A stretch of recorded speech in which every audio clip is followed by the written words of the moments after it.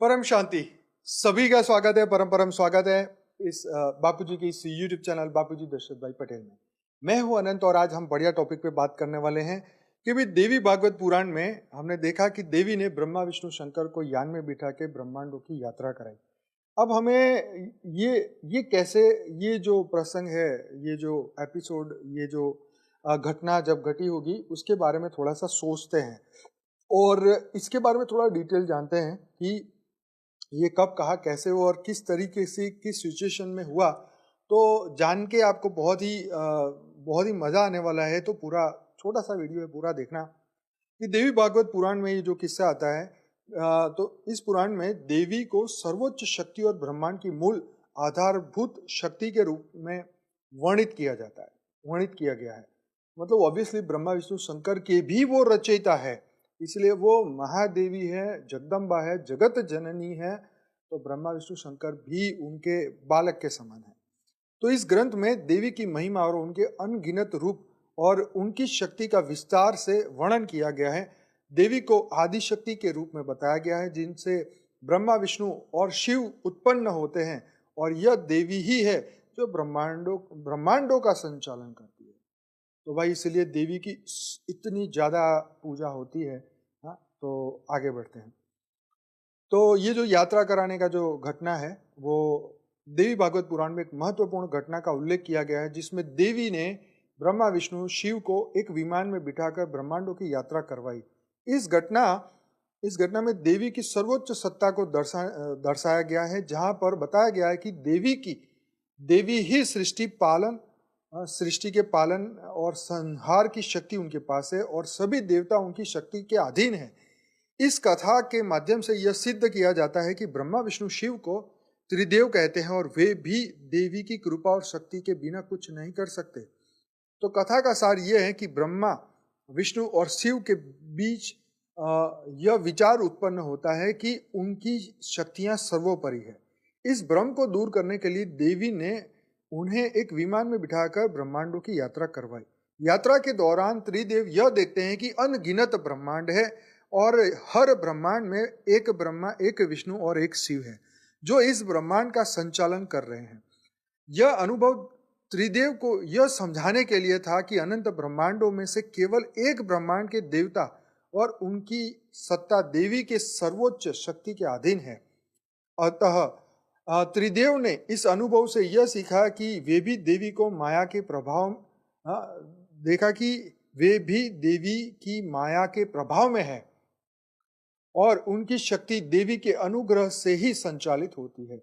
तो उन्होंने देखा कि ऐसे अनंत ब्रह्मांड है और हर ब्रह्मांड में ब्रह्मा विष्णु शंकर है, तो ये सभी ब्रह्मांडों के रचयिता महादेवी है।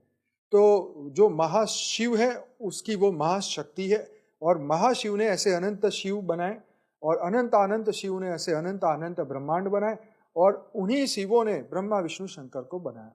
तो इसलिए जो पैदा होता है उसका क्या होता है, अंत भी होता है। तो इसलिए ब्रह्मा की आयु भी फिक्स की गई। तो जब ब्रह्मा की होती है तो विष्णु की भी होती है और शिव की भी होती है। तो यहाँ पर देवी की जो बात बताई है इसके ऊपर फोकस करिए। तो यह कथा यह सिद्ध करती है कि देवी जो आदि शक्ति है, संपूर्ण सृष्टि का स्रोत है, ब्रह्मा विष्णु शिव भी देवी की ही माया के अधीन है। मतलब वो जो एक बार संकल्प करेगी ब्रह्मा विष्णु शंकर को वही करना पड़ेगा। उनकी माया के अधीन ये तीनों है। ये बता देवी की महिमा इस रूप में प्रकट होती है कि न केवल सृष्टि की संरचना करती है बल्कि उसे संचालित करने वाली वास्तविक शक्ति भी वही है। तो देवी भागवत पुराण में देवी को अनंत ब्रह्मांडों की संचालिका के रूप में वर्णित किया गया है, जिन्होंने ब्रह्मा विष्णु और शिव को यह सिखाने के लिए ब्रह्मांडों की यात्रा करवाई कि वे भी उनकी शक्ति के अधीन है। इस कथा के माध्यम से देवी की सर्वोच्चता और उनकी महिमा को दर्शाया गया है। तो देखो, जब तक उनकी महिमा को जानोगे नहीं तब तक उनकी वैल्यू आपको समझ में आएगी नहीं। तो इसीलिए धरती पर देवता भी अमर नहीं है, मनुष्य भी अमर नहीं है। और जो ब्रह्म ज्ञान प्राप्त कर लेते हैं वही मोक्ष को प्राप्त कर लेते हैं और सच्चे मीनिंग में वही अमर बनते हैं। बाकी तो ब्रह्मांड के खत्म होने में जो महाकाल प्रलय के समय में वो सभी शिव में समा जाते हैं और शिव फिर उनकी रचना करते हैं, तो फिर वो कहाँ से अमर हुए? वो अमर नहीं होते। तो यही समझना है। तो आज का ये एपिसोड आपको कैसा लगा?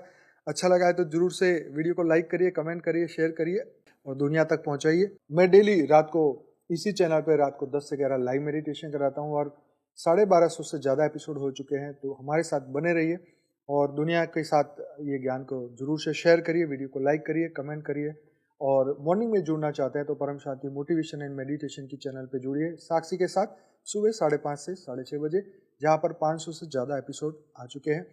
तो हमारी लाइफ इन मल्टीवर्स की जो बुक आप पीछे देख रहे होंगे, ये 15 भाषा में अवेलेबल है। हिंदी और इंग्लिश आप अभी डाउनलोड कर सकते हैं। हमारी paramshanti.org हमारी वेबसाइट है, वहाँ से आप इसको फ्री में डाउनलोड कर सकते हैं और इसको पढ़ सकते हैं कि मल्टीवर्स कितना बड़ा है, कितने अनंत ब्रह्मांड है। हमारा बहुत बढ़िया वीडियो है 7 सीक्रेट ऑफ शिवा, जिसमें बापूजी ने शिव, महाशिव, परम महाशिव के बारे में बताया। तो ब्रह्मांड के मालिक कौन है, गैलेक्सी के मालिक कौन है, यूनिवर्स के मालिक कौन है, मल्टीवर्स का मालिक कौन है, कैसे ये रचना हुई, कैसे ये रचना बढ़ती गई, कैसे ये मृत्युलोक बना, कैसे आत्माएं मृत्युलोक में फंस गई, ये सब कुछ आपको सीखने को, जानने को मिलेगा। तो अभी इस बुक को डाउनलोड करिए और दुनिया तक पहुंचाइए फ्री में, ठीक है। इसको व्हाट्सएप में डेफिनेटली फॉरवर्ड करिए, हमारी तरफ से आपको खुली छूट है।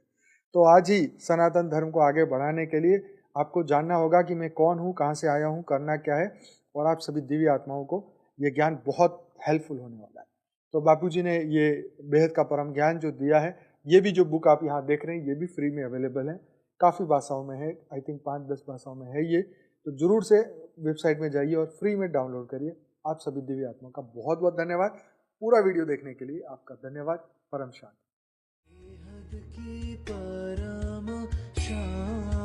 सोचो, बोलो परम शांति। Join us daily for our morning live meditation, Monday to Saturday, 5:30 to 6:30 a.m.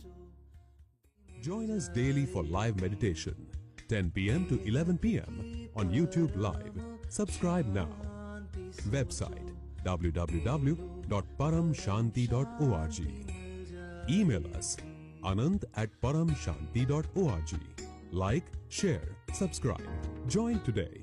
बेहद की